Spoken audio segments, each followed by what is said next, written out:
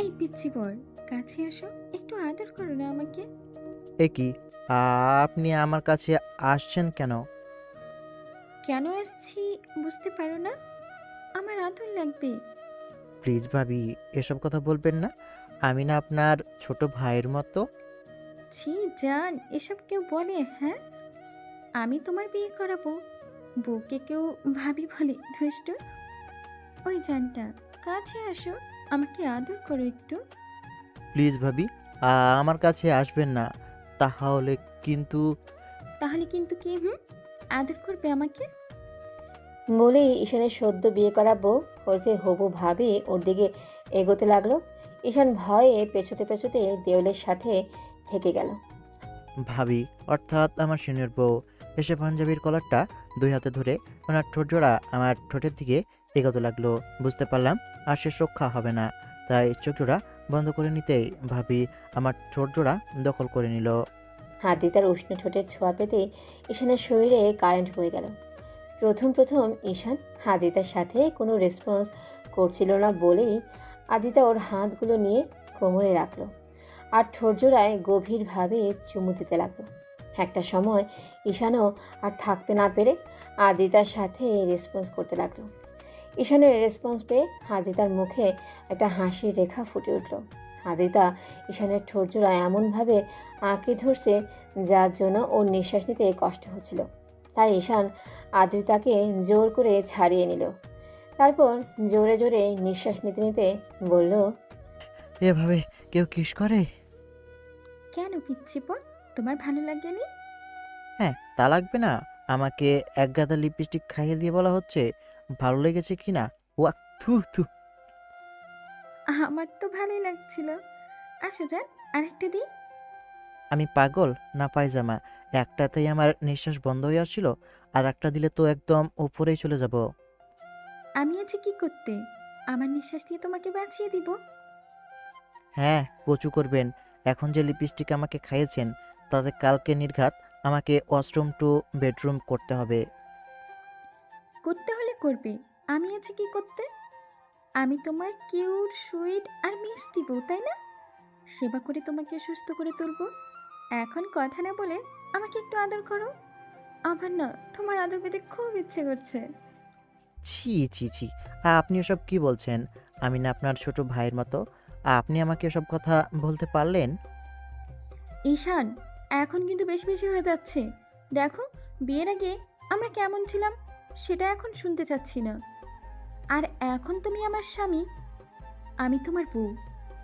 আমি তোমার থেকে এইটুকু চাইতেই পারি। প্লিজ পিচ্ছি বর, আজকে দিনটায় অন্তত আমার সাথে এরকম করো না, তাহলে আমি অনেক কষ্ট পাবো বাবু।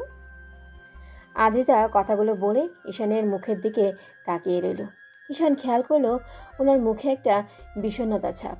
তখন ঈশান ভাবল, আমি কেন যে ওনাকে মেনে নিতে পারছি না। আর আমার বউটা দেখতেও অনেক সুন্দরী। শুধু সুন্দরী বললে ভুল হবে, মারাত্মক লেভেলের সুন্দরী। কারণ আমি ভাইয়ের মুখে শুনেছি আদ্রিতার কলেজে আর এলাকার অধিকাংশ ছেলেই ওর জন্য পাগল ছিল। প্রত্যেকদিন ওর বাসায় লাভ লেটার আসতো, অনেক অনেক প্রপোজাল পেত। কি হলো, কথা বলছো না যে? নাকি আমাকে তুমি মেনে নিতে পারবে না? তাহলে সেটা বিয়ের আগেই বলে দিতে পারতে। ভাবি অর্থাৎ সিনিয়র বউয়ের মুখ থেকে এমন কথা শুনেই ঈশানের বেশ খারাপ লাগলো। তখনও আবার ভাবল, আমি বা কী করব? যাকে ভাবি বলে ডেকেছি তাকে বউ হিসেবে মেনে নেওয়াটা এতটা সহজ নয়।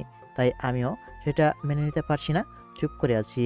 তখন আদ্রিতা আমাকে ছেড়ে দিয়ে বলল, ঈশান, সেদিন যখন তোমরা আমাকে দেখতে গিয়েছিলে আর প্রথম তোমাকে দেখেছিলাম, তখন তোমার ভাইয়াকে না, আমার তোমাকে ভালো লেগেছিল।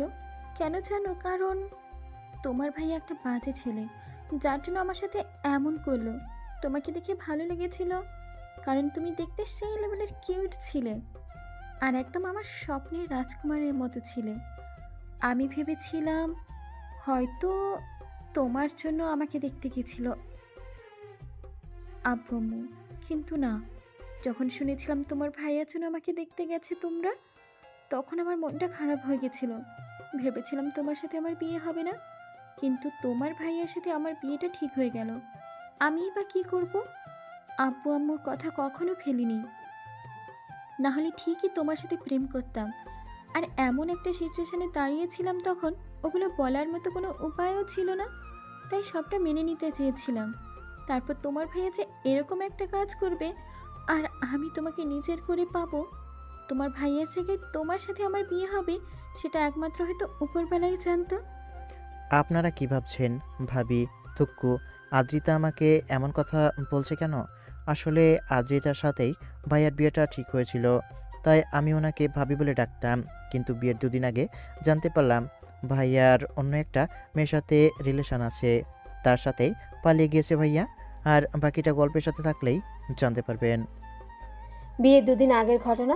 ঈশানের বাসায় একদম সাজসজ্জায় সজ্জিত করা হয়েছে।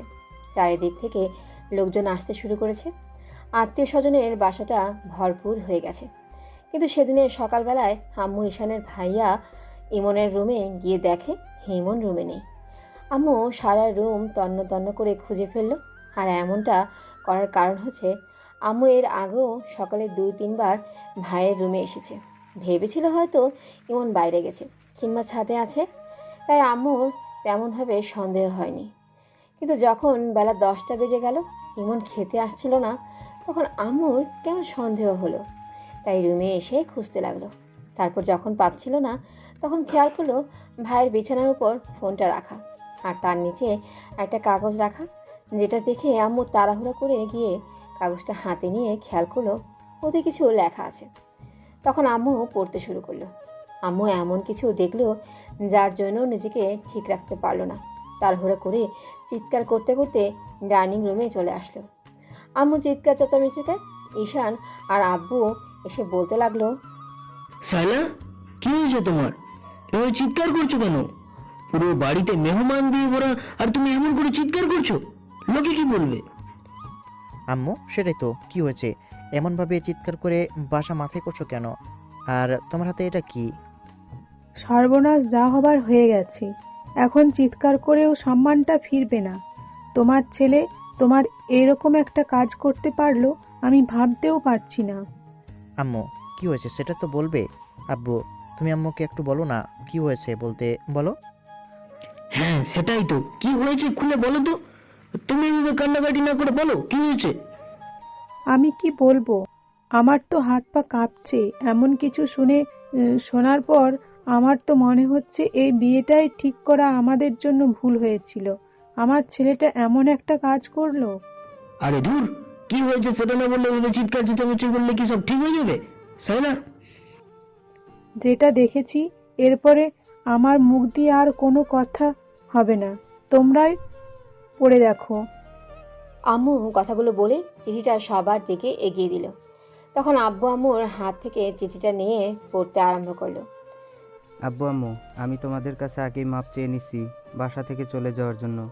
আর এর সবচেয়ে বড় কারণ হচ্ছে আমার এই বিয়েতে কোনো মত নেই। তার একটা কারণ আছে, আমি অন্য একটা মেয়েকে ভালোবাসি, আর মেয়েটাও আমাকে প্রচণ্ড পরিমাণে ভালোবাসে। ওকে ছাড়া থাকা আমার পক্ষে সম্ভব না। আমি জানতাম না সেদিন তোমরা আমাকে ওইভাবে নিয়ে গিয়ে একটা মেয়ে দেখাবে, আর হুটহাট করেই তার সাথে আমার বিয়েটা ঠিক হয়ে যাবে। আমি তোমাদের বারবার মিলির কথাটা বলতে চেয়েছিলাম, কিন্তু পারিনি, কারণ আমার ভয় লাগতো। আমি বুঝতে পারছিলাম এই বিয়েটা যদি করি তাহলে আমি কখনোই মেয়েটার সাথে ভালো থাকতে পারবো না, না ওই মেয়েটা ভালো থাকতে পারবে যাকে আমি ভালোবাসি। আর ওকে কষ্ট দিয়ে আমার পক্ষে থাকা সম্ভব না, তাই আমি চলে গেলাম। আমি জানি এখানে থাকলে তোমরা আমাকে ধরে বেঁধে বিয়েটা দিবে। কোনো উপায় পাচ্ছিলাম না, কারণ তোমাদের মুখের উপর কথা বলার মতো সাহস আজ অবধি আমার হয়ে ওঠেনি। প্লিজ আব্বু, তোমরা আমার উপর রাগ করে থেকো না। আমি জানি ভুল করেছি, কিন্তু তারপরও তোমরা আমাকে ছেলে ভেবে মাফ করে দিও। এই মুহূর্তে এসব কথা বলা আমার জন্য অনেক বড় অন্যায়, তারপরও আমি এসব বলতে বাধ্য হচ্ছি। কারণ আমি যদি বিয়েটা করি, না এই মেয়েটা সুখে থাকতে পারবে, না আমি থাকতে পারবো। যাকে ভালোবাসি তাকে কষ্ট দিয়ে আমিও ভালো থাকতে পারবো না, তাই আমি পারলাম না বিয়েটা করতে। তোমরা প্লিজ আমার উপর রাগ করে থেকো না, আমাকে মাফ করে দিও। ইতি তোমাদের ছেলে ইমন। চিঠিটা পড়ে আব্বুর মুখটা কালো হয়ে গেল। উনি গিয়েই ধপাস করে সোফায় বসে পড়ল। তখন ঈশান গিয়ে আব্বুর হাতটা ধরে বলল, আব্বু, কি হয়েছে? তুমি এমন করছো কেন? আমাকে বলো কি হয়েছে। আব্বু কিছু না বলে ঈশানের দিকে চিঠিটা এগিয়ে দিল। ঈশানও পড়তে লাগলো। চিঠিটা পড়ে ও আব্বুর মুখের দিকে তাকাতে খেয়াল করলো আব্বু মাথা নিচু করে আছে। তখন ঈশান বলল, আব্বু, ভাইয়া তো আমার সব মান সম্মান আজকে তোর ভাই ডুবিয়ে দিয়েছে। কুলাঙ্গার ছেলে কোথাকার! বিয়ে করবি না সেটা একবার তো বললেই পারতি। এইভাবে সবার সামনে আমাকে ছোট করা অধিকার তোকে কে দিয়েছে? আমার মান সম্মানটা আর থাকবে না। এর থেকে তো আমি মরে গেলেও ভালো হতো। ওগো, তুমি এসব কি বলছো? প্লিজ এমন কথা বলো না। দেখো, ছেলেটা হয়তো ভুল করে এমনটা করে ফেলেছে। আমরা ঠিক ওকে খুঁজে বের করব। তুমি টেনশন করো না প্লিজ। তুমি কাকে খুঁজে বের করবে? যে বিয়েটা করতেই চায় না বলে কাপুরুষের মতো অন্য একটা মেয়ের হাত ধরে পালিয়ে গেছে, তাকে খুঁজে বের করবে? ওকে খুঁজে বের করলেও ও মেয়েটাকে বিয়ে করবে না। আর তুমি কি করে ভাবলে এসব যদি ওই মেয়ের বাসায় জানাজানি হয় তাহলে ওর মতো একটা কুলাঙ্গারের সাথে ওই মেয়ের বিয়ে দিবে? আমার সব মান সম্মান আজকে ধুলোর সাথে মিশে গেল। এখন আমি কি করে সবাইকে মুখ দেখাবো?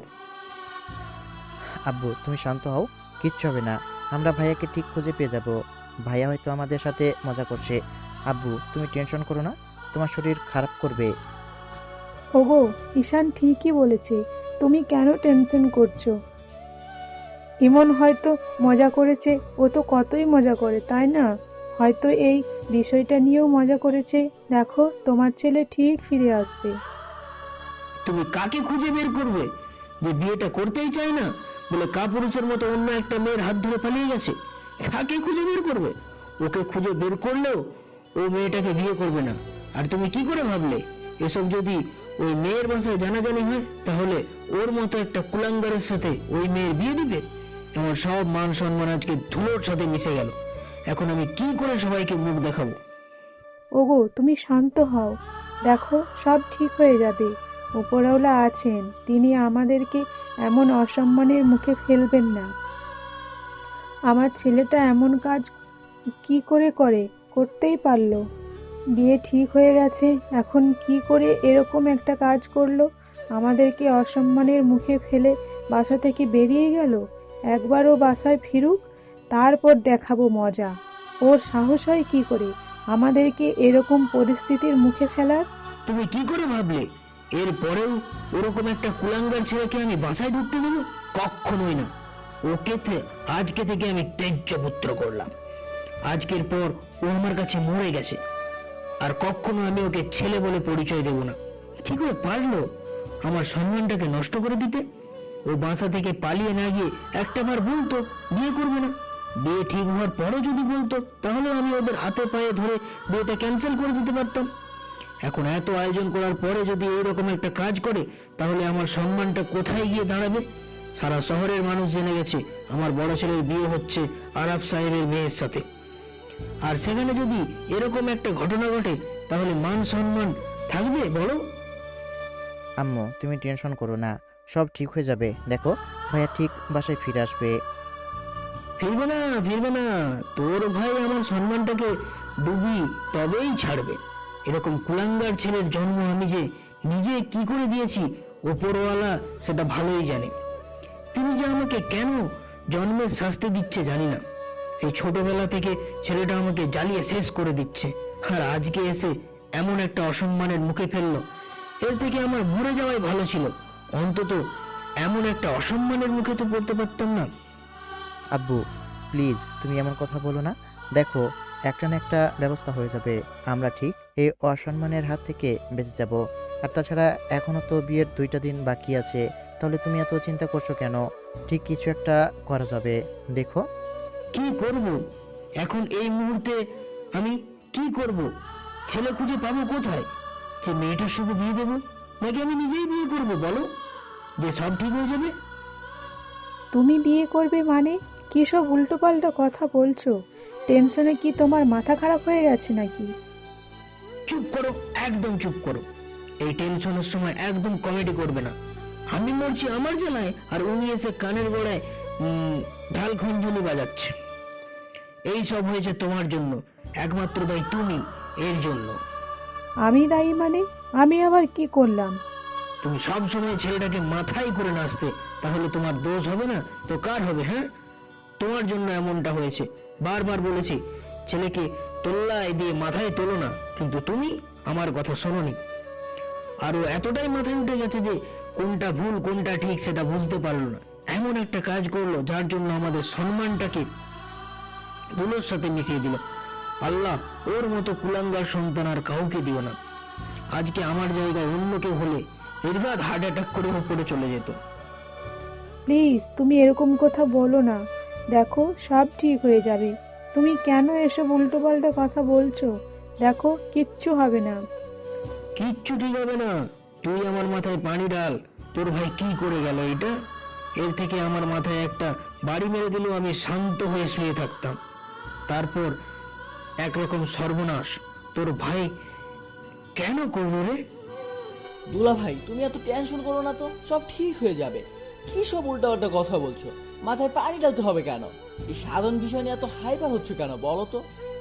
না, এটাই বাকি ছিল।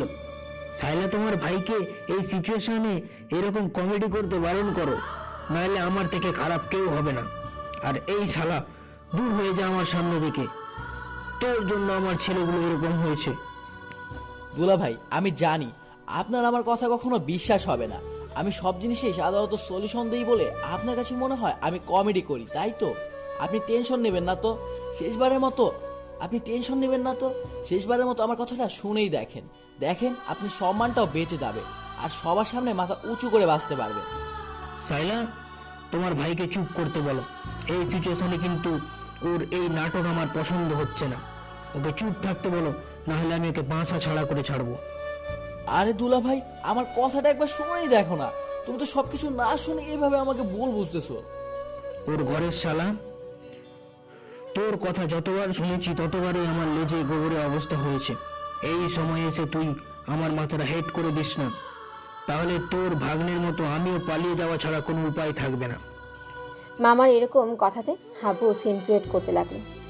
তখন ঈশান আব্বুর হাতটা ধরে ওনাকে শান্ত করে বলতে লাগলো, আব্বু, মামা কি বলে একটাবার শোনোই না। তুমি কেন এভাবে রাগারাগি করছো? মামা তো ভালো একটা সলিউশন দিতেও পারে, তাই না? মামা, আব্বুর মাথা ঠিক নাই, তাই এখন কি করবে ভেবে পাচ্ছে না। তুমি বলো কি করলে এখন ভালো হবে, আর কি করলে এই সমস্যার মধ্য থেকে আমরা বের হতে পারবো। আব্বু তোমার কথা শুনবে, তুমি বলতে থাকো। সেটাই, শোনো দোলা ভাই, বড় বাগনে পালিয়ে গেছে তাতে কি হয়েছে? এই সামান্য বিষয় নিয়ে তুমি এত হাইপার হচ্ছ কেন? তাছাড়া বড় বাগনে গেছে তো বিয়েটা কি থেমে থাকবে নাকি? ওরে, ওকে ওখান থেকে কেউ নিয়ে যা। বিয়েটা থেমে থাকবে না তো কি তুই করবি শালা? ওগো তুমি কথাগুলো শুনছো না কেন? আগেই এত রেগে যাচ্ছ কেন? ভাই তুই বল তো, কি করলে সব ঠিক হবে? আরে আপু, দুলাভাই তো আমাকে বলতেই দিচ্ছে না। আমি বলতে চাচ্ছিলাম বড় বাগনে পালিয়ে গেছে যাতে কি হয়েছে? ও না হয় ওর পছন্দের মানুষের সাথে পালিয়ে গেছে, কিন্তু আমাদের ছোট ভাগ্নে তো আছে। বিয়েটা তো তার সাথে হতে পারে, তাই না? তোমরা একবার এই সামান্য বিষয়টা ভেবে দেখছো না কেন?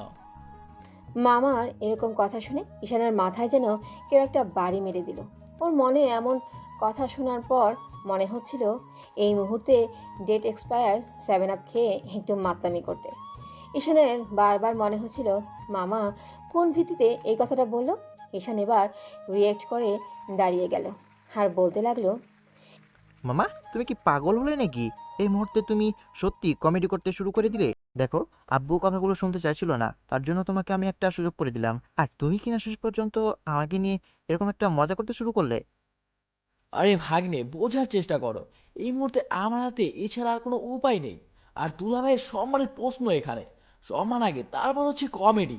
দুলাভাই আপনি এখন বলেন আমি আইডিয়াটা কেমন দিলাম? মামা, একদম বাজে একটা আইডিয়া দিয়েছো। এই আইডিয়া চলবে না। এছাড়া অন্য কোনো আইডিয়া থাকলে সেটা দিতে পারো।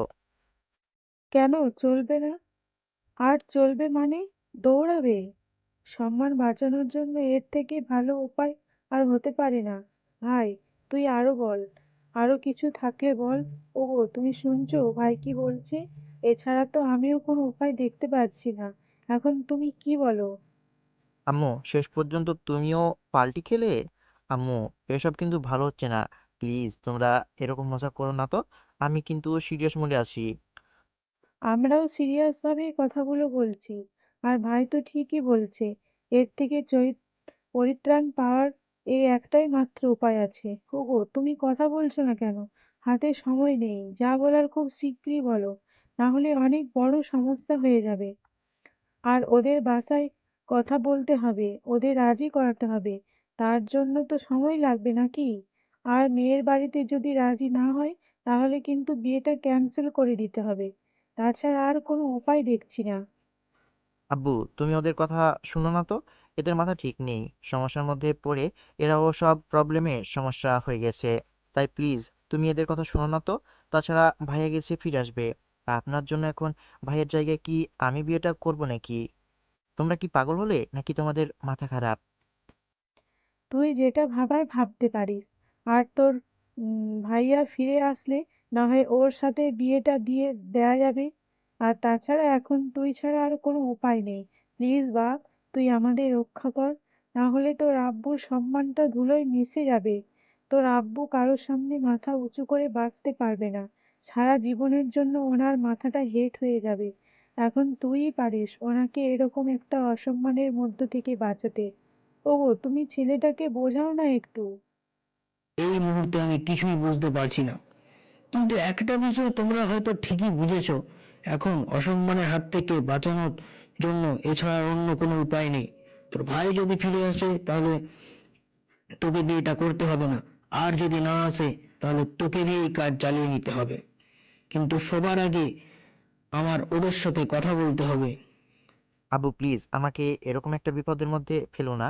আমি এই মুহূর্তে বিয়ে করতে পারবো না। তাছাড়া যার সাথে ভাইয়ার বিয়ে হওয়ার কথা ছিল, তাকে আমি কিভাবে বিয়ে করি? মেয়েটাকে আজকে সকালেও আমি ভাবি বলে ডেকেছি। আর তাকে কি করে বউ হিসেবে মেনে নেই? তুমি এটা বুঝতে পারছো না? আরে ভাগ্নে, তুই ভাবি বলে ডেকেছিস তো ভাবি তো আর হয়ে যায়নি। আর বিয়েটা তো এখনো হয়নি। আর হবু ভাবি না হয় বিয়েটা করে নিলি। আর কতই তো এখন হচ্ছে। বিয়ের পরও মানুষ নিজের ভাবিকে বিয়ে করে নেবে। আর সেখানে তুই বিয়ের আগে হবু ভাবিকে বিয়ে করবি। আর ভাগ্নে শোন, মেয়েটা কিন্তু দেখতে শুনতে খারাপ না। ইমনো থেকে তোর সাথে ভালো মানাবে। মামা, এটা কিন্তু একদম ঠিক হচ্ছে না। আমি তোমাকে প্রবলেম সলভ করতে বলেছি, কিন্তু প্রবলেমটা বাড়াতে বলিনি। তুমি উল্টো আরো সেটাকে বাড়িয়ে দিচ্ছ। আর কি বলছো? আমার সাথে মানাবে মানে? ভাবির সাথে দেবরের কি করে মানাই? এসব তোমার মাথায় কোথা থেকে আসে? হ্যাঁ, ওই মেয়েকে আমি কিছুতেই বিয়ে করতে পারবো না। আব্বু, আর কোনো উপায় থাকলে তুমি সেটা মামাকে বলতে পারো। তারপরও এরকম একটা সিদ্ধান্ত নিও না প্লিজ। তাহলে এবারও আমাকে বাসা থেকে বেরোতে হবে। বাবারে, এখন আমার হাতে এছাড়া আর অন্য কোনো উপায় নেই। তোর ভাই যে কাজ করেছে, এরপর সম্মান বাঁচাতে হলে আগে তোকে বিয়েটা করতে হবে। এখন তুই কি চাস? তোর আব্বুর সম্মানটা সারা জীবনের জন্য ধুলোর সাথে মিশে থাক, নাকি তোর আব্বু মাথা উঁচু করে বাঁচুক? সেখানে তোর আব্বুকে কারো কাছে কোনো কৈফিয়ত দিতে হবে না। সেখানে আজকে আশরাফ সাহেবের কাছে এই বিষয়ে আমাকে জবাবদিহি করতে হবে, ভাবতে পারছো সেটা আমার জন্য কতটা অসম্মানের? তার উপর মাথা নত হয়ে তাকে বলতে হবে যেন বিয়েটা তোর সাথেই হয়। আব্বু প্লিজ। ঈশান কথাটা বলেই শেষ করতে পারলো না।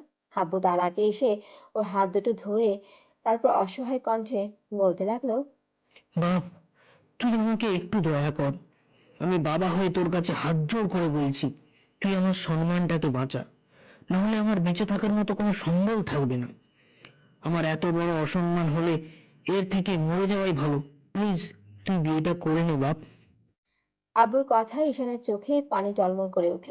সাথে সাথে ঈশান আব্বুকে জড়িয়ে ধরে কান্না করে দিল আর বলল, আব্বু, বারবার এসব কথা কেন বলছো? আমি বলছি না তুমি এসব কথা আর কখনো বলবে না। আচ্ছা ঠিক আছে, তোমার সম্মান রক্ষা করার জন্য আমি সব করব। তারপরেও এরকম একটা কথা আর কখনো বলবো না। তুমি যাকে বলবে, যেভাবে বলবে, আমি তাকেই বিয়ে করে নিব। তারপরও এরকম কথা বলো না। আচ্ছা ঠিক আছে, আর কখনো বলবো না, কিন্তু তোকে বিয়েটা করে নিতেই হবে। আর আমাকে দেখিস, ওই মেয়েটা তোর জন্য নাকি অনেক লাকি হবে। আমি তো জানি মেয়েটা কত ভালো। আর তোর মামা ঠিকই বলেছে, তোর সাথে ওকে মানাবেই ভালো। ইমন চলে গেছে, যাক, ও বুঝতে পারবে এই মেয়েটাকে বিয়ে না করে জীবনে কত বড় ভুল করেছে। সেটা তুইও ওর চোখে আঙুল দিয়ে বুঝিয়ে দিবি। আব্বু, আমি কিছুই চাই না। তুমি আর এরকম কথা কখনো বলো না। আমি তো বললাম তুমি যাকে বলবে, যখন বলবে, আমি তাকে তখনই বিয়ে করে নিব। তাও এরকম কথা বলো না প্লিজ। ঈশান এখনো আব্বুকে জড়িয়ে ধরে রেখেছে। অনেক বেশি ভালোবাসে কিনা তাই কথাটা ফেলতে পারল না। এর মাঝেই আম্মু আর মামা এসে ওকে অনেক বোঝাতে লাগলো।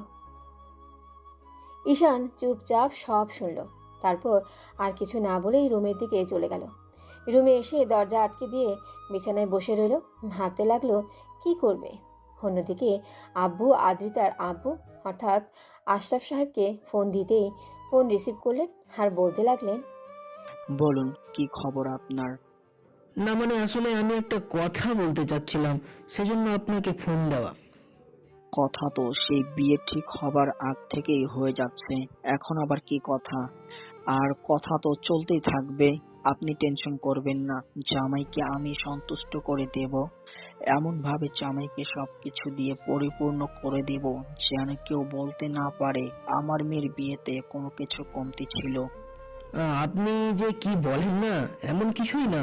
আবার আসলে আমি অন্য একটা কথা বলতে চাচ্ছিলাম, কিন্তু কথাটা যে কিভাবে বলবো বুঝতে পারছি না। কি এমন কথা যার জন্য এত সংকোচ বোধ করছেন? বলেন, সহজভাবে বলেন। এতে সংকোচ করার কি হয়েছে? আর বিয়ে তো আমরা দুদিন পর হচ্ছি, কিন্তু তার আগে তো আমরা বিজনেস পার্টনার ছিলাম। তখন তো আপনি এতটা সংকোচ করেননি কোনো কথা বলার সময়। আর আজকে কি এমন হলো যার জন্য স্বয়ং আফজাল সাহেব কিনা এইভাবে কথা বলতে গিয়ে বারবার হোঁচট খাচ্ছে? না মানে আসলে আমি কথাটা যে কিভাবে বলি। আব্বু বারবার কথাগুলো বলতে গিয়েও বলতে পারছিল না। তখন আশরাফ সাহেব ওনাকে অভয় দিলে আব্বু বিষয়টা আশরাফ সাহেবকে বলল। আশরাফ সাহেবের পরিবারের সকলেই সেখানে ছিল। সব শোনার পর আশরাফ সাহেব এমনভাবে রিয়েক্ট করলো যার জন্য আব্বু বেশ খানিকটা ভড়কে গেল। আপনি কি বলছেন কি আফজাল সাহেব? এই মুহূর্তে আপনি এইসব কথা বললে কি করে হয়, হ্যাঁ? আর আপনি বুঝতে পারছেন এখন এসব কথা বলার মানে কি? ভাই সাহেব, আমি কি করব বলুন? আমার ছেলেটা এমন একটা কাজ করবে আমি সেটা ভাবতেও পারিনি, কিন্তু একটু আগে জানতে পারলাম। বিষয়টা নিয়ে আমি অনেক চিন্তিত, কি করব বুঝে উঠতে পারছি না, তাই আপনাকে ফোন করে জানালাম। এখন আপনি কি করবেন মানে? এত বড় একটা নাটক করার সময় আপনার মনে ছিল না? ছেলেকে বাসা থেকে বের করে দিয়ে আমার মান সম্মানটাকে দুলোর সাথে মিশিয়ে দিতে চাইছেন, আর বলছেন এখন কি করবেন? আমি আপনাদের সবাইকে জেলের ভাত খাইয়ে ছাড়বো। আমার সম্মানে যদি একটু দাগ লাগে না, তাহলে আমি কে আপনাকে হাড়ে হাড়ে বোঝাবো? আপনি বুঝতে চাইছেন না কেন? এতে তো আমার সম্মানটা নষ্ট হয়ে যাবে। বের 2 দিন আগে ছেলে বাসা ছেড়ে চলে যাওয়াটা কি অসম্মানের নয়? আমি কেন আমার ছেলেকে বাসা থেকে বের করে দিব? আর আপনার অসম্মান হয় এমন কাজ কেন করব? আমি তো আপনার দীর্ঘদিনের বিজনেস পার্টনার। তাহলে আপনার অসম্মান হোক এমন কোনো কাজ কখনো করেছি? তাহলে আজকে কেন করব বলুন? সেটা আমি কি জানি আপনি এমনটা করেছেন। আপনার ছেলেকে হয়তো আমার থেকে টাকাওয়ালা লোকের মেয়ের সাথে ভাগিয়ে দিয়েছেন। দেখুন, এইসব কথা বলে কোনো লাভ হবে না। ছেলেকে যেভাবেই হোক খুঁজে বের করুন। সারা শহর জেনে গেছে আশরাফ সাহেবের মেয়ের বিয়ে হচ্ছে আফজাল সাহেবের ছেলের সাথে। বিয়েটা যদি কোনোভাবে ভণ্ডুল হয়ে যায় আর তাতে যদি আমার সম্মান নষ্ট হয়, তাহলে আমি আপনাদের গুলি করে মারবো। আশরাফ সাহেবের কথাতে আব্বুর হাত পা কাঁপতে লাগলো। তাই এবার মামা বিষয়টা বুঝতে পেরে এসে আব্বুর হাত থেকে ফোনটা নিয়ে তারপর বলতে লাগলো, আশরাফ সাহেব, আপনি আমার কথা শুনুন। দুলাভাই টেনশনে আছে, তাই কি থেকে কি বলে ফেলেছে তার ঠিক নেই। দেখো, তুমি যেই হও না কেন, আমি কারো কথা শুনবো না। যদি আমার সম্মানে একটু দাগ লাগে না, তাহলে তোমাদের সবাইকে জেলের ভাত খাইয়ে ছাড়বো। আরে মিয়া, আগে কথাটা তো শোনেন। দেখেন, এই পরিস্থিতিতে এইরকম ভাবে মাথা গরম করলে কিন্তু পরিস্থিতির মোকাবেলা করা যাবে না। প্রবলেমটা সলভ হওয়ার জায়গায় আরো বেড়ে যাবে। এখন আমি যা বলি সেটা শোনেন আর একটু মন দিয়ে ভাবেন। দেখেন, তাতে দুজনেরই ভালো হবে আর সম্মানটাও বেঁচে যাবে, আর বন্ধুত্ব যেমন আছে ঠিক তেমনই থাকবে। এরপরও তোমাদের কি বলার থাকতে পারে? আরে দূর মশাই, শোনেন না। এক ভাগ্নে পালিয়ে গেছে, তাতে কি হয়েছে? আমার আরেকটা ভাগ্নে আছে না, তার সাথে আপনার মেয়ের বিয়ে হবে, আর এতে আপনার সম্মানে ছিটে ফোটাও নষ্ট হবে না। তুমি বলছোটা কি? আরেকটা ছেলে আছে মানে? বিয়ে হবার কথা একজনের সাথে, আরেকজনের সাথে বিয়ে হলে লোকে কি বলবে? আপনি তো ঘাড় তেরা লোক আছেন, কথা বলছে আগে শোনেন না। দেখেন, বড় ভাগ্নে পালিয়ে গেছে, এখন এই বিষয়টা জানাজানি হলে এমনিতেই সম্মান থাকবে না। তার ওপর যদি বিয়েটা ভেঙে যায় তাহলে আপনার সম্মানটাও নষ্ট হবে। সেটা কি ভালো হবে? নাকি আমার ছোট ভাগ্নের সাথে মেয়ের বিয়ে দিয়ে সম্মানটা বাঁচাবেন? আর এমন না যে ছেলের বিয়ের বয়স হয়নি, আপনার মেয়ের সাথে ভালো মানাবে। আর দেখেন, এখন মাথা গরম করলে কিন্তু আপনারই ক্ষতি। দুলাভাই এই কথাগুলোই আপনাকে বলতে চাচ্ছিল, কিন্তু বলতে পারছে না। এখন ঠান্ডা মাথায় ভেবে দেখেন, মাথা গরম করে যদি এমন কিছু করেন তাহলে সম্মান দুজনেরই যাবে। কিন্তু বড় ছেলের সাথে কথা বিয়ে হবার কথা ছিল, তারপর যদি ছোট ছেলের সাথে বিয়ে হয় তাহলে লোকে কি বলবে আর কি ভাববে সবাই? দেখেন, কেউ কি ভাবলো সেটা নিয়ে আমাদের বসে থাকলে হবে না। আমরা যখন এই বিষয়টা সলভ করতে পেরেছি, তাহলে কিছু একটা বলে কাটিয়ে দেব। বলবো বড় ভাগ্নে অন্য মেয়েকে পছন্দ করতো, তাকে বিয়ে করতে চাইছে, তার বিয়েটা ছোট ভাগ্নের সাথে হচ্ছে। আর আপনার মেয়ে আমার ছোট ভাগ্নেকে পছন্দ করে, আর আমরা ওদের রিলেশনশিপ মেনে নিয়েছি। তাহলে তো সব লেটার চুকে গেল। এই সামান্য বিষয়টাকে এত ঘাটালা করে দেখার কি আছে? আপনারা বিয়ের আয়োজন করেন। কিন্তু আশরাফ সাহেব কথাটা শেষ করতে পারলো না, আর আগেই আব্বু মামার হাত থেকে ফোনটা নিয়ে বলতে লাগলো, দেখেন ভাই সাহেব, আর কোনো কিন্তু নয়। আমি আমার ছেলেকে রাজি করিয়ে নিয়েছি। এখন আপনি আপনার মেয়েকে বোঝালেই সবটা ঠিক হয়ে যাবে। আশরাফ সাহেব, আপনি দয়া করে আমার এই কথাটুকু রাখুন। সারা জীবন আমি আপনার কাছে কৃতজ্ঞ হয়ে থাকব। এতে আমাদের দুজনেরই সম্মান বেঁচে যাবে, আর সম্পর্কটাও নষ্ট হবে না। এখন আপনি যদি রাগের মাথায় এমন কিছু করেন তাহলে তো আপনার থেকে আমার সম্মানটা বেশি হয়ে যাবে। এখন আপনি যদি বন্ধু হয়ে বন্ধুর বিপদে হাত বাড়িয়ে না দিতে পারেন তাহলে কেমন বন্ধু হলেন? দয়া করে প্লিজ মাথা গরম করবেন না, একটু ভেবে দেখেন। আব্বু আরও বেশ কিছুক্ষণ ধরে বোঝালো আশরাফ সাহেবকে। ওনার বাসার লোকজনও সবটা জানার পর ওনাকে বোঝালো। উনিও বিষয়টা বুঝতে পেরে সম্মানটা যেন নষ্ট না হয় তাই বলল, আচ্ছা ঠিক আছে, আমি বিষয়টা দেখছি। আপনারা বিয়ের ব্যবস্থা করেন, আর আমাদের যে আয়োজন বাকি আছে তা করছি। কিন্তু এবার যেন কথার হেরফের না হয়। যদি ছোট ছেলের সাথে আমার মেয়ের বিয়ে না দেন তাহলে কিন্তু বাসায় পুলিশ পাঠিয়ে আপনাকে জেলে পাঠিয়ে ছাড়বো। আমার নাম আশরাফ চৌধুরী, সেটা আপনি খুব ভালো করেই জানেন। আর কোনো কথার হেরফের হবে না। বড় ছেলেটা আমার অসম্মান করেছে তাই বলে ছোট ছেলেটা এর ধারে কাছেও যাবে না। আপনি টেনশন নেবেন না। আপনার মেয়েকে একটু বলে রাজি করেন, আমি বিয়ের ব্যবস্থা করেন। খুব শীঘ্রই আমাদের দেখা হবে, আমাদের ছেলে মেয়েরা এক হয়ে যাবে। আশরাফ সাহেবের কথাতে আব্বু যেন হাঁপ ছেড়ে বাঁচল। তারপর দীর্ঘ একটা নিঃশ্বাস ফেলে সোফায় গিয়ে বসে পড়ল। এ যেন ঘাম দিয়ে জ্বর ছাড়ল। আম্মু আব্বুকে জিজ্ঞেস করতে আব্বু সবাইকে সবটা বলল। সবার মাঝে একটা স্বস্তি আসলো। এবার মামা বলতে লাগলো, কি দুলাভাই, প্রবলেম সলভ করে দিলাম তো। আর আপনি কিনা আমাকে এইভাবে সবার সামনে দোষারোপ করছিলেন। এই মুহূর্তে তো আমার এখানে থাকা ঠিক না। আপনি আমাকে যেভাবে সবার সামনে ইনসাল্ট করলেন, তাতে আর আমার এখানে থাকাটা ঠিক হবে না। আপু, আমি বাসায় গেলাম। মামা কথাটা বলে নাটক করে কয়েক পা এগিয়ে গেল। আব্বু এসে মামাকে জড়িয়ে ধরে বলতে লাগলো, সালারে, তুই আমাকে ভুল বুঝিস না। আমি একদিন তোর উপর শুধু রাগারাগি করেছি, কিন্তু বুঝতে পারিনি যে তোর মতো একটা গাধা ঠিকই এরকম একটা কাজের সময় এরকম দারুণ আইডিয়া দিবে। দুলাভাই, তুমি আমাকে ইনসাল্ট করলে নাকি আমার প্রশংসা করলে, কিছুই তো বুঝতে পারলাম না। তোকে বুঝতে হবে না, এর জন্য তুই যা চাস আমার কাছে তাই পাবি। আজকে শুধু বল কি চাস আমার কাছে, আমি তোকে সেটাই দিব। তোমার কিছুই করতে হবে না।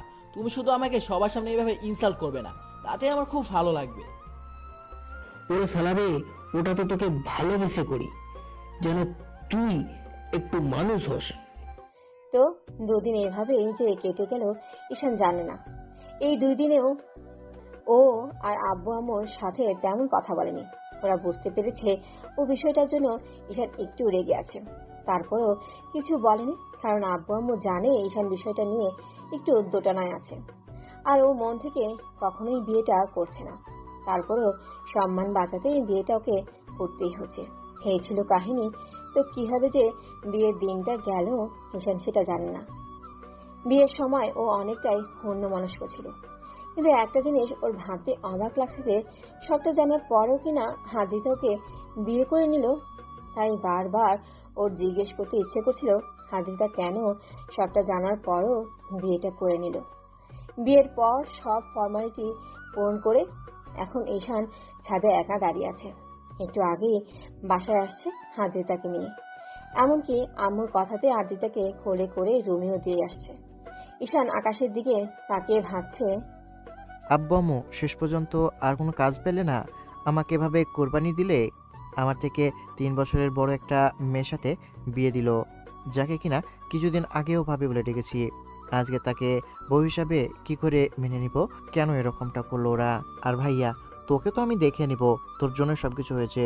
তুই বাসা থেকে পালিয়ে না গেলে এরকম একটা বিপদের মুখে আমাকে পড়তে হতো না। তুই বিয়ে করবি না সেটা ভালো কথা, মেয়ে যেদিন দেখতে গিয়েছিল সেদিন বলে দিতে পারলি না? কাপুরুষ একটা, তোর জন্য এরকমটা হয়েছে। তুই একবার বাসায় আই, তারপর তোকে দেখাচ্ছি মজা। ঈশান কথাগুলো ভাবছে, এর মাঝে কেউ ওর কাঁধের উপর হাত রাখলো। ও পেছনে ফিরতেই খেয়াল করলো বন্ধু আকাশ দাঁড়িয়ে দাঁত কেলিয়ে হাসছে। তখন ও বলতে লাগলো, তোর আবার কি হয়েছে? এভাবে দাঁত কেলাচ্ছিস কেন? আমাকে এরকম সিচুয়েশনে দেখে তোর দাঁত কেলাতে ইচ্ছে করছে, তাই না? একদম হাসবি না, হারামি। আরে ভাই, এত রাগ করছিস কেন? যেটা হয়েছে তোর ভালোর জন্যই হয়েছে। আর এতে রাগ করার কি আছে? না চাইতেও বউ পেয়ে গেছিস। আর দেখ, আমি তো চেয়েও পাচ্ছি না, সেখানে তোর খুশি হওয়ার কথা। তাহলে তুই এভাবে মন খারাপ করে আসিস কেন? কিন্তু আমি এমন বিয়ে করতে চাইনি, এমন বউ আমার দরকার নেই। তারপরেও আমার লাইফে এসেছে, ভাবি তো অন্তত বারণ করে দিতে পারতো। উনি বিয়েটা করবে না, উনি সেটা না করে উল্টো ধেই ধেই করে বিয়েটা করে নিল। আমি বুঝতে পারছি না ওনার মাথার মধ্যে কি চলছে। শোন, বউ যখন আদর দিবে তখন তোমার ভালোই লাগবে, তাই না? আর ভাবি মানে হোয়াট দ্য ফুসকা? কিসের ভাবি? এখন উনি তোর বউ, বউ বল। আর ওনার মাথায় কি চলবে সেটা বাছর ঘরে গেলে জানতে পারবি। শোন, তোর মতো পরিবারের সম্মানটা বাঁচাতে বিয়েটা করেছে। দেখ, এখন তো দুজনের পরিবারের সম্মান বেঁচে গেছে। তাই তুইও নতুন করে সবটা শুরু কর। দেখিস দুজনের মাঝে অনেক সুন্দর একটা বন্ডিং সৃষ্টি হবে। কিন্তু যাকে ভাবি বলে ডেকেছি 2টা দিন আগেও, তাকে কি করে বউ হিসেবে মেনে নিব? তুই একটাবার বুঝতে পারছিস আমার অবস্থাটা? দোস্ত, আমি সব বুঝতে পারছি। ভালোবাসা হলে সব ঠিক হয়ে যাবে। এখনো হয়তো তোদের মাঝে ভালোবাসা নেই, কিন্তু সংসারটা যখন শুরু করবি তখন দুজনের মধ্যে ভালোবাসাটা সৃষ্টি হয়ে যাবে। যখন ভাবি তোকে প্রচণ্ড পরিমাণে ভালোবেসে নিজের করে নিতে চাইবে, তখন তুই ওনার থেকে দূরে থাকতেই পারবি না। হ্যাঁ, এটা ঠিক যে মানতে কষ্ট হবে, কিন্তু সব আস্তে আস্তে ঠিক হয়ে যাবে। মন খারাপ করিস না। তাছাড়া ভাবি তো দেখতে শুনতে খারাপ না, তোর সাথে মানিয়েছেও ভালো। কে বলছে এই মেয়েটা 2 দিন আগে তোর ভাইয়ের সাথে বিয়ে হওয়ার কথা ছিল? আজকে বিয়ের পর সবাই তোদের পাশাপাশি দেখে বলছে তোর সাথে নাকি ভাবিকে পারফেক্ট মানিয়েছে। তুই কি একবারও শুনেছিস সেটা? থাক, আমাকে আর সান্ত্বনা দিতে হবে না, আমি সবটা বুঝে গেছি। ভাই, তোকে এখন যা বলবো তোর মনে হবে আমি তোকে সান্ত্বনা দিচ্ছি, তাই আর কিছু বোঝাবো না। শোন, রাত অনেক হয়ে গেছে। আন্টি আঙ্কেল তোর রুমে যেতে বলেছে। এখন রুমে গিয়ে বাসরটা শুরু কর, দেখিস সব ঠিক হয়ে যাবে। আকাশ অনেকক্ষণ যাবৎ ঈশান কি বোঝালো রুমে যাওয়ার জন্য, কিন্তু ঈশানের রুমে যেতে ইচ্ছে করছিল না। তারপর আব্বু আম্মু ওকে বুঝিয়ে ওকে রুমে পাঠিয়ে দিল। ঈশান আর কিছু না ভেবেই রুমে ঢুকে তারপর দরজাটা আটকে দেয়। ওর পায়ের শব্দ পেয়ে উঠে এসে আদিতা ওর পায়ে হাত দিয়ে সালাম করলো। তখন ঈশান আদিতাকে দাঁড় করিয়ে দেয় আর বলতে শুরু করে, আপনি আমাকে সালাম করবেন না প্লিজ। আপনি আমার থেকে বয়সে অনেক বড়, তাই সালাম করে নিজেকে আমার কাছে ছোট করবেন না। স্বামীকে সালাম করলে স্ত্রী কখনো তার কাছে ছোট হয় না। এতে তার প্রতি শ্রদ্ধা আর সম্মান দেখানো হয়। বিয়ের রাতে সালাম করাটা তো স্বাভাবিক বিষয়, তাহলে তুমি কেন আমাকে বারণ করছো? জানি না। আর জানতে হবে না। শোনো, এখন আমরা দুজনে বাসর করবো, কেমন? তুমি আমাকে আজকে অনেক ভালোবাসবে আর অনেক। আদিতার কথাতে ঈশান বেশ খানিকটা অবাক হয়ে গেল। আদিতার চোখে মুখে একটা লজ্জা আর খুশির ছাপ স্পষ্ট বোঝা যাচ্ছে। ঈশান ভাবতেই পারছে না এই মেয়েটা কি এমন হয়েছে যার জন্য সবটা স্বাভাবিকভাবেই মেনে নিয়েছে। তাই ঈশান বলতে লাগলো, এত কিছুর পরেও আপনি সবটা কি করে স্বাভাবিকভাবে মেনে নিচ্ছেন? আমি তো সেটাই বুঝতে পারছি না। দেখো, এতে অস্বাভাবিকের কিছু নেই। হয়তো তোমার ভাইয়ের সাথে আমার বিয়ে হওয়ার কথা ছিল, সেখানে তোমার সাথে আমার বিয়ে হয়েছে। এতে এত হাইপার হওয়ার কি আছে? এত কিছুর পরেও আপনি বলছেন সিন ক্রিয়েট করার কি আছে? আপনি বুঝতে পারছেন না আমি আপনাকে স্ত্রী হিসাবে মানতে পারবো না? যেখানে কয়েকদিন আগেও আপনাকে ভাবি বলে ডেকেছি, সেখানে কি করে বউ হিসাবে মেনে নিব? একটাবার ভাবলেন না? কেন? আমি কি দেখতে খারাপ যে তুমি আমাকে বউ হিসেবে মেনে নিতে পারবে না? আপনি কেন বুঝতে চাইছেন না? যেখানে আমি আপনাকে ভাবি বলে ডেকেছি, সেখানে হঠাৎ করে বিয়ে করলে কি করে আপনাকে স্ত্রী হিসাবে মেনে নিব? আপনাকে আমার পক্ষে মেনে নেওয়াটা সম্ভব না। প্লিজ, আপনি আমার থেকে দূরে থাকবেন। আমি চাই না আপনার আর আমার মাঝে কিছু হোক। তোমার ভাইয়া পালিয়ে গেছে, সেই দোষটা কি আমার? আমি তো চেয়েছিলাম ওকে বিয়ে করে নিতে, কিন্তু আমি হয়তো ওর কাছে সুন্দর ছিলাম না। ও হয়তো আমাকে ভালোবাসতে পারতো না, সেজন্য পালিয়ে গেছে। উপরওয়ালা যার সাথে চাইবে তার সাথেই তোমার বিয়ে হবে। উনি হয়তো তোমার সাথে আমার বন্ধনটা লিখে রেখেছিল, তাই আমাদের বিয়ে হয়েছে। তাহলে এখন তুমি আমাকে মেনে নিতে পারবে না কেন? কি সমস্যা তোমার আমাকে ভালোবাসতে? নাকি তোমার গার্লফ্রেন্ড আছে?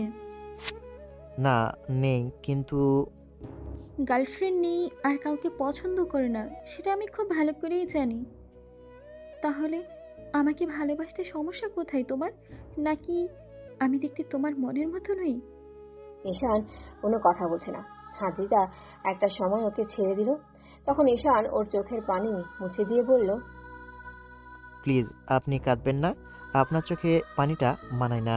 এই কাজল কালো চোখে একদম পানি মানায় না। তুমিই তো কাঁদছো, একটু আদর করলেই তো হয়, আর আমাকে মেনে নিলেই তো পারো। আচ্ছা, তুমি যদি বিয়েটা নাই বা করবে আর আমাকে মেনে নাই বা নিবে, তাহলে বিয়ের আগে আমাকে বলতে পারতে। হ্যাঁ, আমি বিয়েতে বারণ করে দিতাম। বিয়েটা করে এখন তুমি আমাকে এভাবে ইগনোর করছো? ঈশান চুপ করে আছে। এবার আদিতা কান্নার মাঝেও একটু হাসার চেষ্টা করে বলল, আমি অত সত্য কিছু বুঝি না। তুমি আমাকে আদর করবে, নাহলে কিন্তু আমি জোর করে সবটা নিয়ে নিব। তখন তুমি আমাকে আটকাতেও পারবে না। মানে আপনি জোর করে আমার সাথে ইয়ে করবেন নাকি? দরকার হলে তাই করব। তুমি আমার স্বামী, তোমার সাথে এসব করার পারমিট আছে আমার কাছে। এখন আমার ভালোই ভালোই আমাকে নিজের ইচ্ছে মতো আদর করবে, নাকি আমাকে কোনো ব্যবস্থা নিতে হবে? হুম হুম। আমি কিন্তু চিৎকার করব। তো করো না, কি বারণ করেছে? বাসর রাতে যেখানে বউ চিৎকার করে, সেখানে যদি স্বামী চিৎকার করে, তাহলে বিষয়টা কি হবে ভেবেছো? এখন আসো, কাছে আসো আর আদর করো। না না না, এ হতে পারে না। ছেড়ে দে শয়তাননি। তুই আমার দেহ পাবি, কিন্তু মন পাবি না। আপাতত দেহটাই নেই, পরে মনটা এমনিতেই দিয়ে দিবে। শোনো জান, এসব ডায়লগ দিয়ে কোনো লাভ হবে না। একটাবার আমার ভালোবাসা তোমাকে জড়িয়ে নিলেই ঠিক পরবর্তীতে তুমি আমার কাছেই আসবে। আমি সেটা জানি, কারণ আমার মাঝে কোনো কিছুরই কমতি নেই, যার জন্য তুমি আমার মায়ায় পড়বে না। তুমি বিয়ের আগে ঠিকই তো বলতে যে তোমার ভাইয়ের সাথে তোমার বিয়েটা ঠিক না হলে তুমি আমার সাথে প্রেম করতে, আমাকে বিয়ে করতে। তাহলে এখন তো আমাদের বিয়ে হয়েছে, এখন কেন আমাকে ভালোবাসতে পারবে না বলো? ঈশান চুপ করে আছে। তখন আদিতা ওর একটা হাত ধরে টানতে টানতে নিয়ে গিয়ে বিছানায় ধাক্কা মেরে ফেলে দিল। তারপর ঈশানের দিকে ঝুঁকে যখনই ওর ঠোঁটের সাথে ঠোঁট মেলাতে যাবে, তখনই ঈশান আবারও চোখ জোড়া বন্ধ করে নিল। আর তারপর যেটা হলো সেটা না হয় ওদের মাঝেই থাক। পরদিন সকালে ঈশানের ঘুম ভাঙলে খেয়াল করলেও ওর বুকের উপর একটা পরী শুয়ে আছে। আদিতাকে এতটাই মায়াবী লাগছে, যার জন্য ঈশানের মনে হচ্ছে ওর ঘরে একটা পরী ভুল করে আকাশ থেকে নেমে এসেছে। আদিতার এলোমেলো চুলগুলো মুখে এসে পড়াতে একদম বাচ্চাদের মতো লাগছে। কি নিষ্পাপ সুন্দর মুখ! নিশান কিছুক্ষণ ওর মুখের দিকে তাকিয়ে রইল। তারপর বুঝতে পারলো ওদের শরীরে একটা চাদর ছাড়া আর কিছুই নেই। ঈশানের বেশ লজ্জা লাগছিল কালকে রাতের কথাগুলো ভাবতেই। ও এক নয়নে আদিতার দিকে তাকিয়ে আছে। হঠাৎ করেই ও বলল, এই পিচ্ছি পর, কি দেখো এইভাবে? তোমাকে? না না না, মানে আপনাকে। তুমিটাই তো ঠিক ছিল, তোমার মুখ থেকে তুমি ডাকতেই ভালো লাগছিল জান। আর বিয়ের আগে তো কখনো আপনি করে বলনি, তখন তো তুমি করেই বলতে। তাহলে এখন আপনি করে বলছো কেন? না মানে আসলে ভাবি। ঈশান কথাটা বলতে আদিতা রাগী চোখে ওর দিকে তাকালো। মনে হচ্ছিল চোখ দিয়ে ওকে গিলে খাবে। ঈশান ভয়ে চুপসে গেল। তখন আদিতা মুচকে একটা হাসি দিয়ে ওর কপালে একটা কিস করে, তারপর আবারও ওকে জড়িয়ে ধরে বলল, কালকে রাতে তো ঠিকই আমাকে আদর করেছো, আর এখন মুখে বলছো আমাকে মেনে নিতে পারবে না। কই আদর করলাম? সবটা তো আপনি করলেন জোর করে। হ্যাঁ, সবটা জোর করে করেছি, কিন্তু পরে যে রেসপন্স করলে সেটা তোমার দাদু এসে করেছিল, তাই না? হ্যাঁ, ওই দাদুকে বিয়েটা করলেও আমি বেঁচে যেতাম, আপনাকে বিয়ে করতে হতো না। কি বললে? রাতে আমাকে এত আদর করার পরও এখন তোমার মুখ দিয়ে এসব কথা বের হচ্ছে? তখন তো ঠিকই আমাকে পুরো আদর করে একদম। ছি ছি ছি, এসব কথা কেউ বলে? আপনার কি লজ্জা শরম বলতে কিছু নেই? সবার সামনে কি সব বলছেন? সত্যিটা বলতে আবার লজ্জা কিসের? আর তুমি তো আমার স্বামী, তোমার সাথে আমার এই সব হতেই পারে, এগুলো তো স্বাভাবিক বিষয়। আর এখন থেকে তো রোজই হবে। আমার কিন্তু কোনোদিন মিস দিলে হবে না, প্রত্যেক দিন আমার আদর চাই। না না না, না না না, আমি পারবো না, আমার দ্বারা এগুলো সম্ভব না। তাহলে কালকে রাতে কিভাবে সম্ভব হয়েছিল? আর তুমি কি দুর্বল নাকি ভীতু যে পারবে না? কি এত বড় অপমান? আমি দুর্বল? আরেকবার হোক, তখন দেখিয়ে দিব কে দুর্বল। তার মানে তুমিও চাও আমাদের মাঝে ওইসব আরও হোক? তাহলে তো এখনই করতে পারি, তাই না? ছি ছি ছি ছি, আপনার মুখে কি কিছু আটকায় না?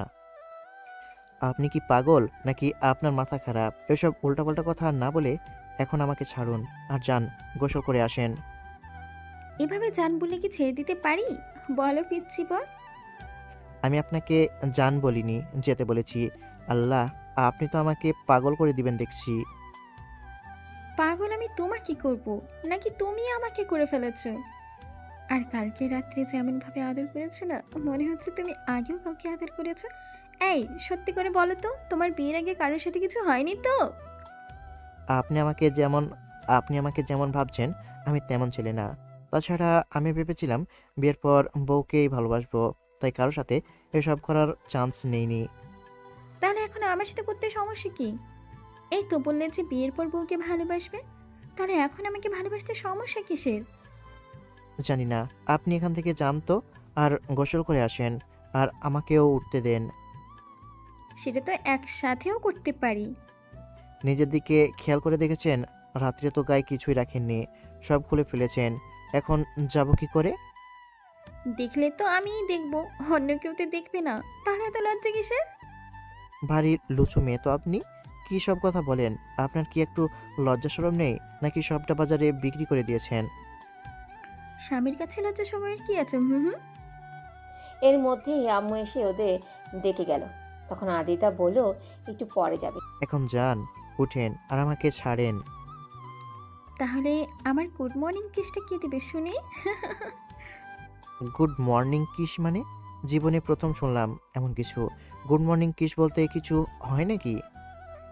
হয় না, কিন্তু এখন থেকে হবে। তুমি প্রতিদিন সকালে আমাকে রোজ একটা করে কিস করবে।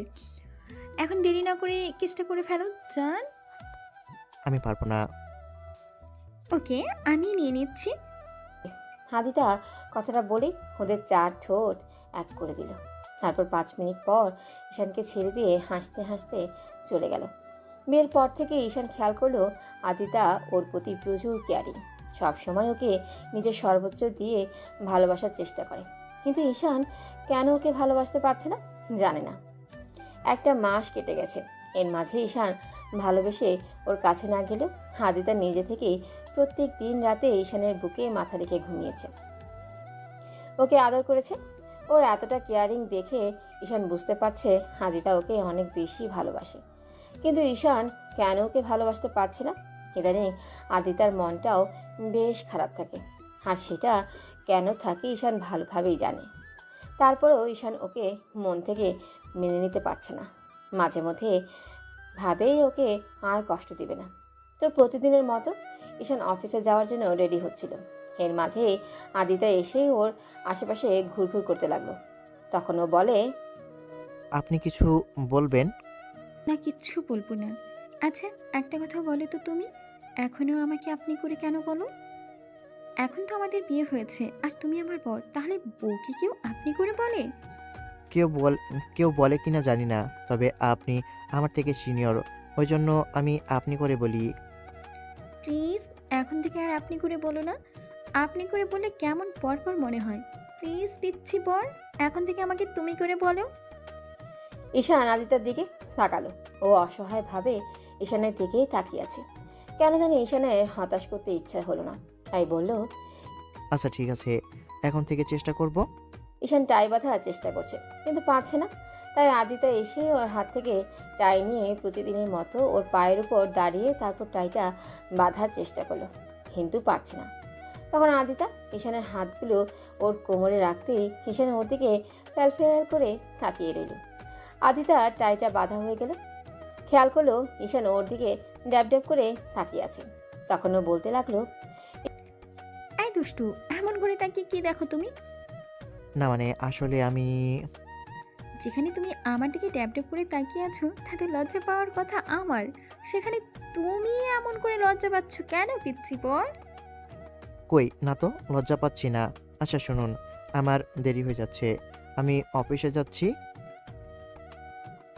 আচ্ছা যাও, কিন্তু যাবার আগে আমার পাওনাটি দিয়ে যাও। আর যদি না করো তাহলে অফিসে যাওয়ার পর কিন্তু বারবার চালাতে থাকবো, কাজ করতে দিব না একটুও। আমার কাছে আবার আপনার কিসের পাওনা?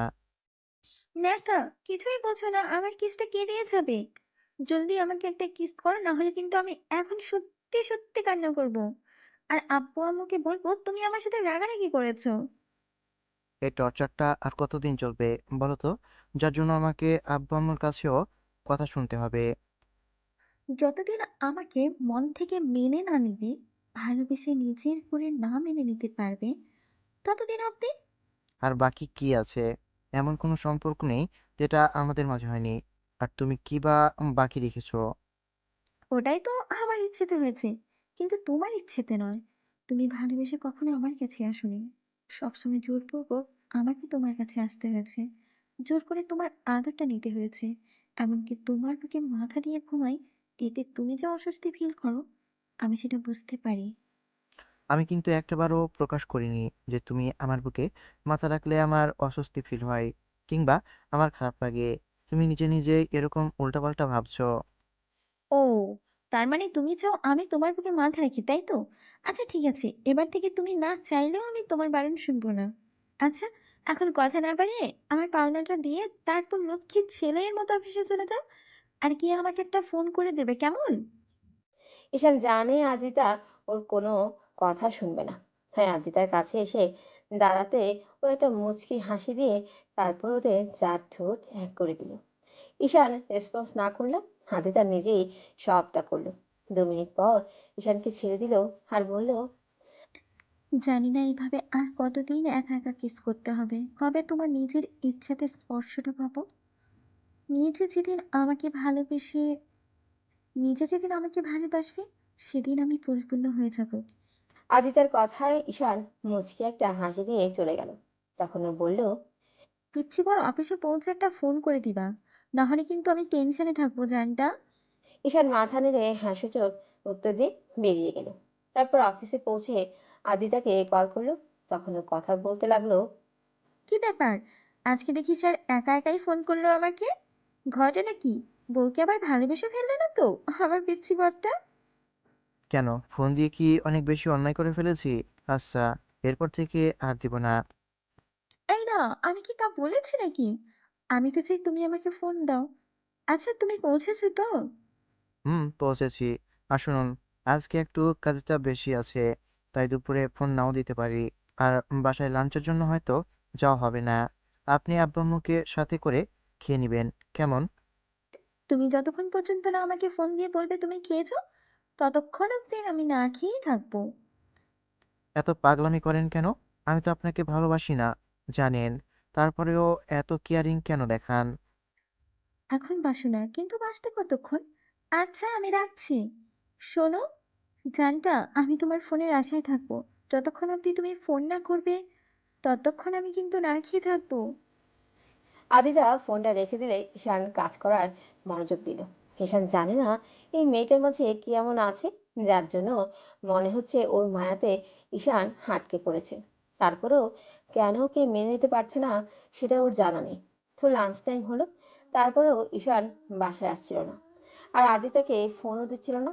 হ্যাঁ, আদিতা ওর নাম্বারে কয়েকবার কল দিল, কিন্তু নাম্বারটা অফ দেখাচ্ছে, যার জন্য আদিতা বেশ টেনশন হতে লাগলো। ও নিজে নিজেই বলতে লাগলো, কি ব্যাপার, ওর নাম্বারটা বন্ধ কেন? তাহলে কি কোনো সমস্যা হলো নাকি? না আমি কল করব বলে অফ করে রাখছে? আদিতা 1 ঘন্টা যাবৎ ঈশানকে বারবার কল করেই যাচ্ছে, কিন্তু ঈশানের নাম্বারটা বন্ধ দেখাচ্ছে। তাই ওর প্রচণ্ড পরিমাণে টেনশন হচ্ছে। ভয়ে আদিতার কলিজাটা শুকিয়ে গেছে, কারণ ওই পিচ্চিটাকে বড্ড বেশি ভালোবেসে ফেলেছে। 3বার কবুল বলার পর থেকে ঈশানকে নিজের দুনিয়া ভেবে নিয়েছিল, আর আজকে তার সাথে কথা বলতেও পারছে না। এমনিতেই ঈশান আদিতাকে ভালোবাসে না বলে সব সময় ওর খারাপ লাগে, আর উপর আজকে ওর ফোনটাও বন্ধ দেখাচ্ছে। বারবার মনে হচ্ছে ঈশান ওর থেকে দূরে হারিয়ে যাবে না তো। আদিতার চোখে এক প্রকার ভয়ের ছাপ এসে ভিড় করেছে, তাই ও রুম থেকে বের হচ্ছে না। দুপুরে আম্মুকে অনেকবার ডাকাডাকি করে গেল খাওয়ার জন্য, তারপরেও আদিতা রুম থেকে বেরোলো না। সন্ধ্যার মুখে যখন আদিতা রুম থেকে বের হচ্ছিল না, তখন আম্মু রুমে আসে। দেখে আদিতা বিছানায় চুপচাপ করে শুয়ে আছে, ওর চোখে পানি টলমল করছে। তখন আম্মু ওর পাশে বসে আর বলে, মামুনি, কি হয়েছে? তোমার চোখে পানি কেন? আমাকে বলো, কি হয়েছে? না আম্মু, তেমন কিছু হয়নি, হয়তো চোখে কিছু পড়েছে। আমার থেকে এখনো সবটা লুকিয়ে যাওয়ার চেষ্টা করবে? কি হয়েছে আমাকে বলো। দেখো, সমস্যাটা গুরুতর হওয়ার আগে আমাকে বলো কি হয়েছে। আমি বুঝতে পারছি ঈশানের সাথে হয়তো তোমার কিছু হয়েছে। আম্মুর কথাতে আদিতা তাড়াহুড়ো করে উঠে আম্মুকে জড়িয়ে ধরে কান্না করে দিল। তখন আম্মু ওর মাথায় হাত রেখে বলল, মামুনি, কি হয়েছে আমাকে বলো। ঈশান তোমার সাথে রাগারাগি করেছে, বকা দিয়েছে? তোমাকে বলো, আমি ওকে বকে দেব। তারপরও কান্না করো না মা। আম্মু, তোমার ছেলের ফোনটা বন্ধ। আমি সেই দুপুর থেকে ওকে কল করে যাচ্ছি, তারপর ওর নাম্বারটা বন্ধ দেখাচ্ছে। আমি কি করব বুঝতে পারছি না। বারবার ওকে কল করে চলেছি, কিন্তু পারছি না আম্মু। আমার খুব ভয় লাগছে, ওর কিছু হয়ে গেল না তো? মামুনি, কিছু হবে না ঈশানের। তুমি কি সব বলছো? আর ঈশানের নাম্বারটা বন্ধ, তুমি একবার আমাকে বলবে না? এর জন্য তুমি মন খারাপ করে বসে আছো? হয়তো কোথাও গিয়েছে, না হলে ফোনে চার্জ শেষ হয়ে গিয়েছে, তার জন্য হয়তো ফোনটা তুলছে না। সেই জন্য তুমি মন খারাপ করে বসে আছো? একটাবার তুমি বিষয়টা আমাদের বলতে পারতে, না হলে অফিসে ফোন করে জানতে পারতে। কি জেনেছিলে অফিসে ফোন করে? আদিতা আর কিছু বলতে যাবে তার আগেই বাসার সদর দরজার কলিং বেলটা বাজতে লাগলো। বেলটা বাজতে আদিতা আর বসে থাকতে পারলো না, আম্মুকে ছেড়ে দিয়ে দৌড়ে নিচে চলে আসলো। আম্মু ওর পেছন পেছন আসলো। আদিতা দৌড়ে গিয়ে দরজা খুলে দিয়ে খেয়াল করলো ঈশান আর আকাশ দাঁড়িয়ে আছে। ঈশানকে দেখে আদিতা ওকে আষ্টে পৃষ্ঠে জড়িয়ে ধরে কান্না করে দিল, আর বলতে লাগলো, বাবু, আরে বাবু, কোথায় গিয়েছিলে তুমি? তুমি বুঝতে পারো না আমি তোমার জন্য কতটা টেনশন করি? তুমি জানো আমার কতটা কষ্ট হচ্ছিল? তোমার ফোনটা বন্ধ কেন? আমাকে বলো। আমি তোমাকে খুব বেশি ডিস্টার্ব করি সেজন্য বন্ধ রেখেছো, তাই না? আমি আর কখনো তোমাকে ডিস্টার্ব করব না। তারপরে তুমি আমার উপর রাগ করে থেকো না জান, প্লিজ। এবার আম্মু এগিয়ে আসলো, আর আকাশ বিষয়টা বুঝতে পারলো। ঈশানের ফোনটা অফ থাকায় আদিতা অনেকটা টেনশন করেছে। হ্যাঁ, আকাশ বলতে লাগলো, ভাবি, ঈশানের ছোট্ট একটা অ্যাক্সিডেন্ট হয়েছিল, আর তাতে ফোনটা ভেঙে গেছে। আকাশের কথা শুনে আদিতা ঈশানকে ছেড়ে দিয়ে তারপর খেয়াল করে ঈশানের কপালে আর হাতে ব্যান্ডেজ। এমন কিছু দেখে আদিতা আরো জোরে জোরে কান্না করে দিল, আর বলতে লাগলো, জান, এই জান, তোমার কি হয়েছে আমাকে বলো। তোমার লাগেনি তো? দেখি কোথায় লেগেছে বলো। এর মাঝে আব্বুও আদিতার কান্নাকাটিতে নিচে আসে, আর আদিতা বারবার ঈশানের কপালে আর হাতে দেখছে, ওর সাথে কথা বলার চেষ্টা করছে। তারপরেও ঈশান কথা বলছে না, শুধু আদিতার পাগলামিগুলো দেখছে। এবার আব্বু বলতে লাগলো, কি হয়েছে? তোর হাতের কপালে ব্যান্ডেজ কেন? আকাশ বলেছে তোর অ্যাক্সিডেন্ট হয়েছে, তোর লাগেনি তো? তুই ঠিক আছিস তো? আব্বু আম্মু আমি ঠিক আছি, সামান্য একটু লেগেছে, তেমন কিছু হয়নি। রিক্সার সাথে একটা গাড়ির ধাক্কা লেগেছে, ট্রাফিক সিগন্যালে ছিলাম, ওই অবস্থাতে গাড়িটা এসে ধাক্কা দিয়েছিল, তাই তেমন কোনো ক্ষতি হয়নি। তোমরা টেনশন করো না তো, আমার কিছুই হয়নি। আর ফোনটা হাতে ছিল, পড়ে ভেঙে গেছে, তাই অফ, ওই জন্য কথা বলতে পারিনি। সব ঠিক আছে। এখন তোর পাগলি বউটাকে একটু সামলা তো দেখি। সে দুপুর থেকে মন খারাপ করে আছে, আর সন্ধ্যা থেকে কান্না করেই যাচ্ছে শুধু। কিছুতেই কান্না থামাতে পারলাম না। দেখ, পাগল হয়ে আছে একদম তোর জন্য। আম্মু বলা শেষে ঈশান আদিতার দিকে তাকালো। কান্না করেই মেয়েটা চেহারাটাকে পুরো লাল করে ফেলেছে। ঈশানুকে শান্ত করতে চোখের পানিগুলো মুছে দিল আর বলল, দেখো আমার কিছু হয়নি, পাগলামি করো না, আমি ঠিক আছি, আমার কিচ্ছু হয়নি তো। ফোনটা অফ ছিল তাই কল করতে পারিনি, আমার ওই ভুল হয়েছে। আমি যদি ফোন করে একটাবার জানাতাম, আসলে একটু হসপিটালে যেতে হয়েছিল, ওই জন্যই জানাতে পারিনি। প্লিজ কান্নাকাটি করো না। বাবু, এই বাবু, তোমার অনেক লেগেছে তাই না? কোথায় লেগেছে আমাকে বলো, আমাকে বলো না প্লিজ, আমাকে বলো। আরে বাবা, আমার তেমন কিছু হয়নি, দেখো। আদিতা তারপরেও নিজেকে শান্ত করতে পারছে না, বারবার ঈশানের সাথে কথা বলার চেষ্টা করছে।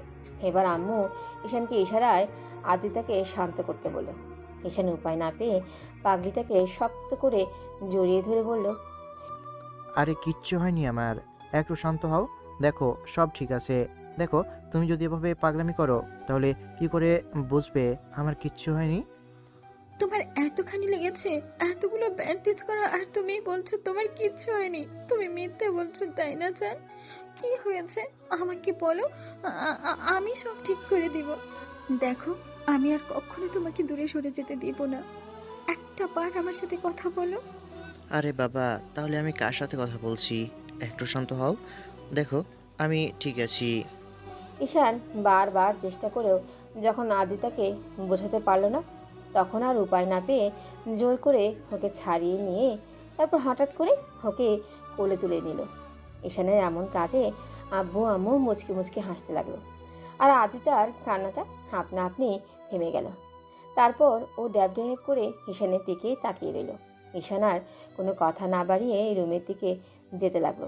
যেখানে ও অ্যাক্সিডেন্ট করে নিজেই ঠিকমতো হাঁটতে পারছে না, সেখানে আবার আদিতাকে কোলে নিয়ে হাঁটছে। ঈশান পাগলিটাকে নিয়ে রুমে গিয়ে ওকে বিছানায় বসিয়ে দিয়ে তারপর ওর পায়ের কাছে হাঁটু গেড়ে বসে পড়লো আর বলতে লাগলো, এবার শান্ত হও আর দেখো আমার কিছু হয়নি। যদি হতো তাহলে তোমাকে কোলে করে এভাবে রুমে আনতে পারতাম, বলো। তোমার এত চোট লেগেছে আর তুমি বলছো কিছু হয়নি? এই অবস্থায় তুমি আমাকে কোলে তুলে নিয়ে আসলে, তোমার লাগেনি তো কোথাও জান? আরে বললাম তো ঠিক আছি। আচ্ছা আর একদম কান্না করবে না, আর বসো, আমি ফ্রেশ হয়ে আসছি। আমার খুব খিদে পেয়েছে, আমি খুব ভালোভাবেই জানি তুমি নিশ্চয়ই কিছু খাওনি। তুমি কি করে বুঝলে আমি না খেয়ে আছি? সব কথা মুখে বলে দিতে হয় না, কিছু কথা চেহারাতেও ফুটে ওঠে। তুমি বসো, আমি ফ্রেশ হয়ে আসি। যেতে পারবে তো? তোমার কষ্ট হবে না তো? কষ্ট হলে এভাবে তোমাকে কোলে নিয়ে আসতে পারতাম। এখন চুপচাপ এখানে বসে থেকো, আর আমি ওয়াশরুম থেকে বেরিয়ে যেন না দেখি তোমার চোখে পানি, তাহলে কিন্তু আমি অনেক বেশি কষ্ট পাবো। এই না, আমি আর কান্না করব না, প্লিজ, তুমি কষ্ট পেও না। ঈশান মুচকি হেসে ওয়াশরুমে চলে গেল। তারপর ফ্রেশ হয়ে বাইরে আসতেই খেয়াল করলো আব্বু আম্মু আর আকাশ দাঁড়িয়ে আছে, আর আম্মু ওদের খাবারটা রুমে নিয়ে আসছে। ঈশান এসে কোনো রকমে বিছানায় বসলো, কিন্তু বসতে গিয়ে একটু ব্যথায় কোকিয়ে উঠল। সাথে সাথে আদিতা কান্না করে দিয়ে বলতে লাগলো, দেখলি তো, আমি বলেছিলাম না তোমার লেগেছে, আর তুমি বলছো লাগেনি। সব সময় খালি বেশি বোঝো, আমার কথা একটুও শোনো না তুমি। আরে বাবা, এখানে কান্নাকাটি করার কি আছে? আম্মু তুমি আমাকে খাইয়ে দাও তো, আমার খুব খিদে পেয়েছে। আর তোমার বৌমা তো মনে হয় দুপুরে কিছুই খায়নি, এমনিতেই কেমন রোগা শরীর, তার উপর যদি না খেয়ে থাকে তাহলে কোনো সময় অসুস্থ হয়ে যাবে। আমি কাউকে খাইয়ে দিতে পারবো না। বৌমা, তোমার বরটাকে তুমি খাইয়ে দাও, আর আব্বু, তোমার বউকে তুমি খাইয়ে দাও। মানে? এত এত লজ্জা পাওয়ার কি আছে? শোনো, স্বামী স্ত্রী দুজন দুজনকে খাইয়ে দিলে এতে দুজনের মাঝে ভালোবাসাটা আরো বাড়বে, লজ্জার কিছু নেই। আচ্ছা সাইমা, চলো আমরা যাই। আর হ্যাঁ আকাশ, ডাক্তার ডাকতে হবে কি? আর ঠিক ঠিক আছে তো তো ছেলেটা? আঙ্কেল, কিছু করতে হবে না। আমি হসপিটালে গিয়ে সব টেস্ট করিয়ে নিয়েছি। কোথায় কি হয়েছে আমি সবটা জানি। কিছু করতে হবে না, কিছুই হয়নি। সামান্য একটু ধাক্কা লেগেছিল, তাই হাতটা কিছুটা কেটে গেছে, আর মাথায় একটু লেগেছে। আর ভাবি, আপনি টেনশন করবেন না। আর শুনুন, এখন থেকে এই গাধাটাকে চোখে চোখে রাখবেন, কেমন? একবার সুস্থ হতে দাও ওকে, আমি বাসা থেকে বেরোতেই দিব না। ওর জন্যই আজকে এমনটা হয়েছে। আমি কত টেনশনে ছিলাম, একটাবার বোঝার চেষ্টা করনি। রাতে বোঝাবো মজা। তোমার মুখে দেখি কিছুই আটকায় না। ঈশানের কথাতে আদিতা বুঝতে পারলো কি বলে ফেলেছে। হ্যাঁ, লজ্জা পেয়ে জিহ্বায় কামড় দিল। তারপর আব্বু আম্মুর দিকে তাকাতেই দেখলো ওরা মুচকি মুচকি হাসছে। আদিতা এবার লজ্জায় শেষ হয়ে যাচ্ছিল, তাই কি করবে ভেবে না পেয়ে ঈশানের বুকেই মুখ লুকালো। এবার আব্বু আম্মুর আদিতার এমন কাজে ঈশান খানিকটা লজ্জা পেলেও কিছু বলতে পারছিল না।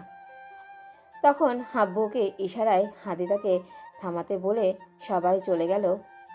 ঈশান আদিতার মাথায় আলতো করে হাত বুলিয়ে দিয়ে বলতে লাগলো, এবার কান্না থামাও, আমি তোমাকে খাইয়ে দিচ্ছি, কেমন? আদিতা ঈশানকে ছাড়ছিল না, তাই ঈশান ওকে জোর করে ছাড়িয়ে নিয়ে তারপর নিজ হাতে খাইয়ে দিতে লাগলো। তখন আদিতাও ওকে খাইয়ে দিল। খাওয়া শেষ হলে আদিতা প্লেটগুলো রাখতে গেল, আর ঈশান কিছু একটা ভাবতে লাগলো। আদিতা ফিরে এসে দেখলো ঈশান ওর ফোন থেকে কারোর সাথে কথা বলছে। তখন আদিতা কিছুক্ষণ ওর দিকে তাকিয়ে রইল। তারপর ঈশানের কথা বলা শেষ হচ্ছিল না বলে ও ব্যালকনিতে গিয়ে দাঁড়ালো আর ভাবতে লাগলো, আমাদের সম্পর্কটা কি কখনো ঠিক হবে না? ঈশান কি আমাকে কখনো ভালোবাসবে না? আমি জানি আজকে যেটা করেছে সবটা আমাকে শান্ত করতে, কোনোটাই মন থেকে নয়। কথাগুলো ভেবে আদিতা দীর্ঘ নিঃশ্বাস ফেলল। এর মাঝে ঈশানও ব্যালকনিতে আসলো। দেখলো আদিতা এক দৃষ্টিতে সামনের দিকে তাকিয়ে আছে, আর কি যেন ভাবছে। ঈশান আদিতার মুখে কষ্টের ছাপ বুঝতে পারছে, তাই হঠাৎ করেই ওকে পেছন থেকে জড়িয়ে ধরল।